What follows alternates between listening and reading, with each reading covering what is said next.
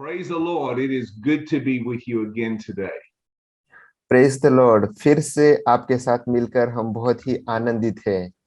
We always look forward to joining with you every morning to study the Word of God. परमेश्वर का वचन सीखने के लिए प्रतिदिन सुबह आपको मिलना हम पसंद करते हैं। And I want to thank you for your faithfulness, that you are committed to watching these videos and reading 2 chapters of God's Word every day. और हम आपका धन्यवाद करते हैं कि प्रतिदिन आप परमेश्वर के वचन को पढ़ने के लिए और हमारा वीडियो देखने के लिए हम आपका धन्यवाद करते हैं। And today we're reading 1 Timothy chapters 5 and 6. आज हम पहला तीमुथियुस उसका 5वां और 6ठा अध्याय पढ़ेंगे। And if you're joining us for the first time, I want to encourage you just to read with us from this point on. अगर आप पहली बार हमारे साथ जुड़े हैं तो मैं आपको प्रोत्साहित करना चाहूंगा कि आप यही से पढ़ना शुरू करें। In a couple of more months, we'll be finished reading through the New Testament. और अगले कुछ हफ्तों के अंदर हम नई वाचा को पढ़ना पूर्ण कर देंगे। And then we'll start again. So if you've missed some of the earlier readings, you'll be able to join us at that time. और उसके बाद फिर से हम नई वाचा को पढ़ने की शुरुआत करेंगे, तो उस समय पे आप फिर से हमारे साथ नई वाचा की शुरुआत से पढ़ने के लिए जुड़ सकते हैं। Timothy was given the assignment by Paul to put things in order in the church of Ephesus. Ephesus की कलीसिया के अंदर तीमुथियुस को पाउल के द्वारा काम दिया गया था कि वो कलीसिया के अंदर सारी बातों को अनुशासन में रखे।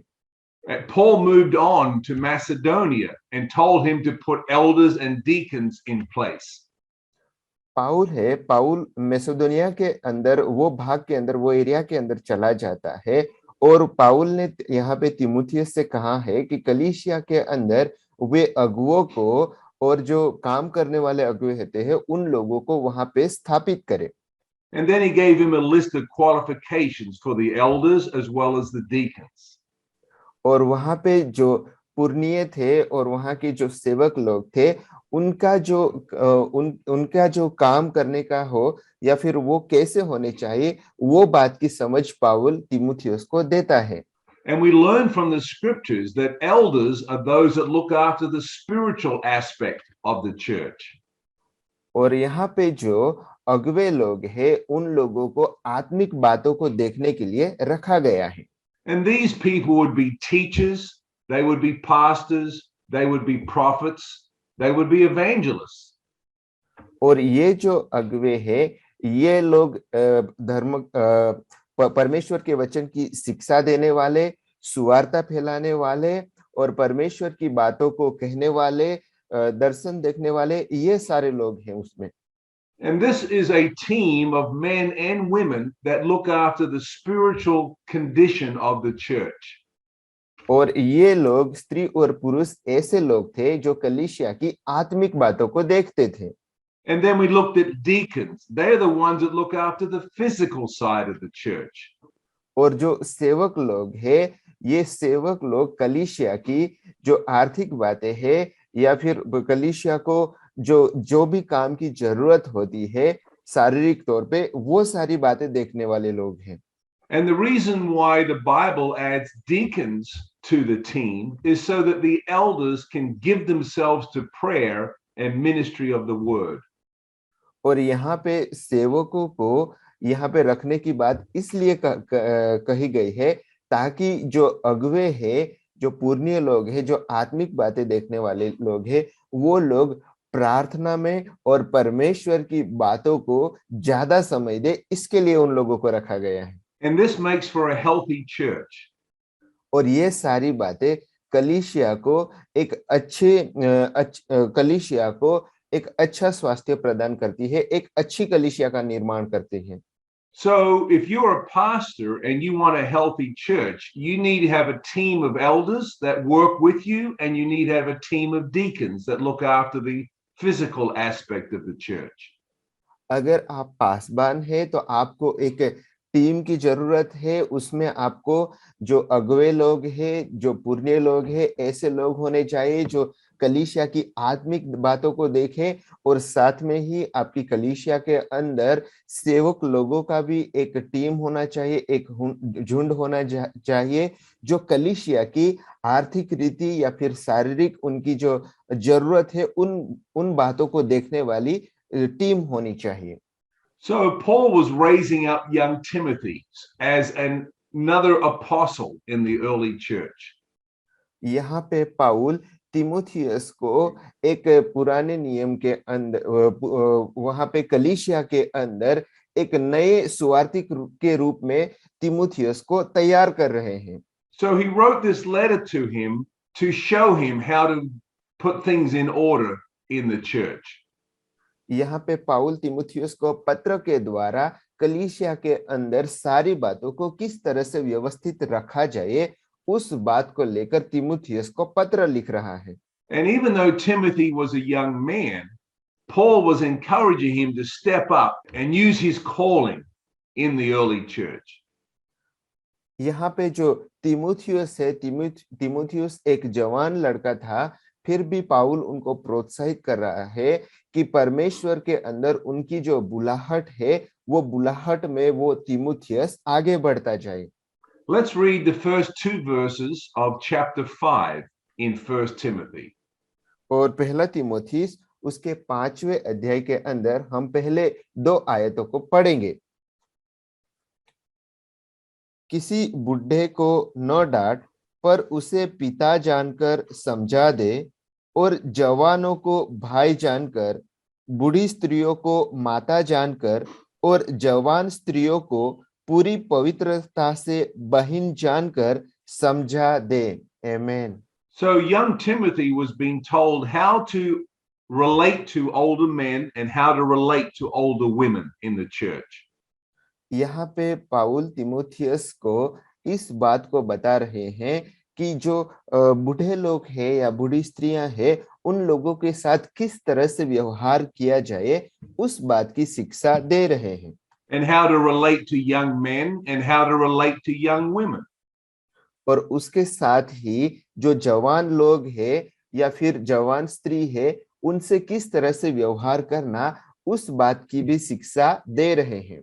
And so if he has to bring discipline to an older man or to an older woman, he has to show them respect like a father or a mother.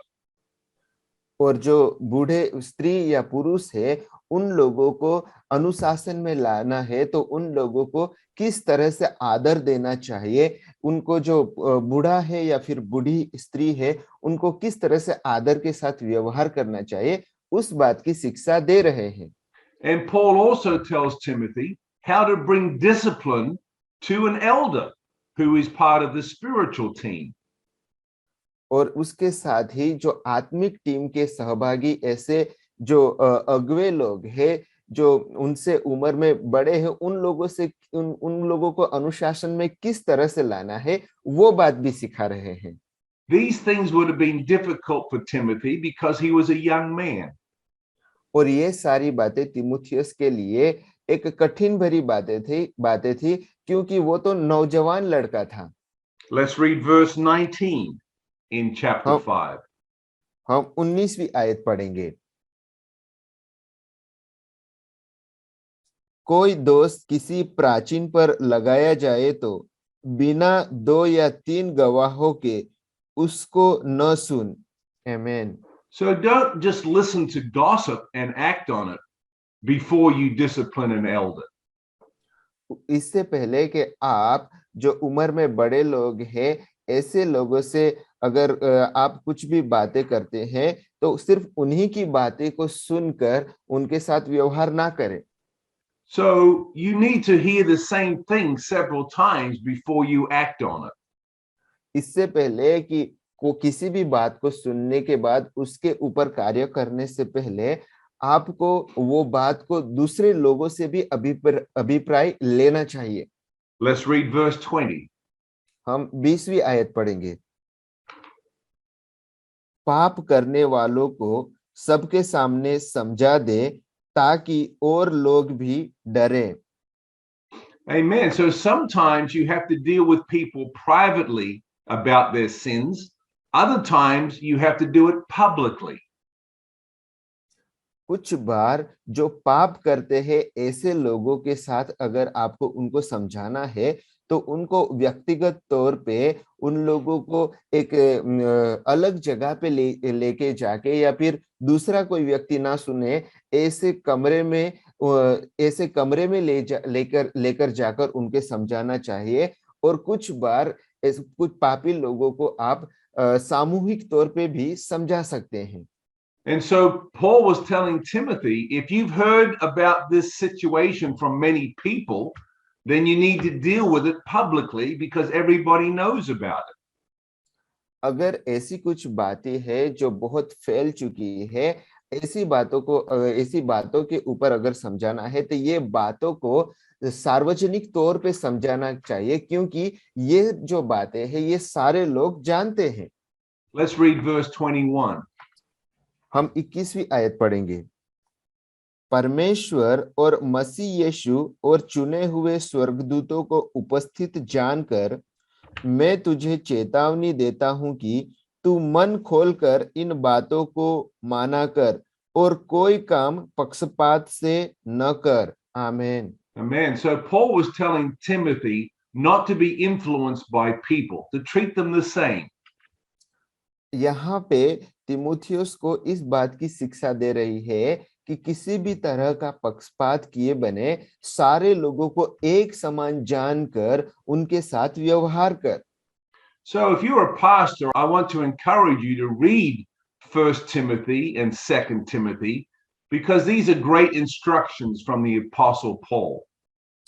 अगर आप एक पासवान है तो मैं आपसे प्रोत्साहित करना चाहूंगा कि आप पहला तिमुथियुस का पत्र और दूसरा तिमुथियुस का पत्र ये दोनों पत्रों को आप बहुत ही अच्छे से पढ़े क्योंकि पाउल के द्वारा एक जवान पासवान तिमुथियुस के लिए ये अच्छी बातें लिखी गई हैं। Amen. Well, God bless you and you have a blessed day. आमीन। पिता परमेश्वर आपको आशीषित करे और आज का दिन आपके लिए आशीषमय हो।